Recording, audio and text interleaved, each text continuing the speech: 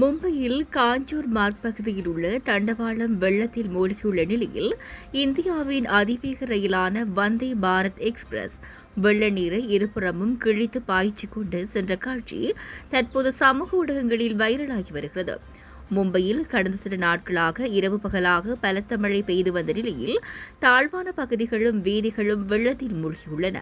அதேபோன்று காஞ்சூர் மார்க்கில் உள்ள குறித்த ரயில் தண்டவாளங்களும் வெள்ள நீரில் மூழ்கிவிட்டன.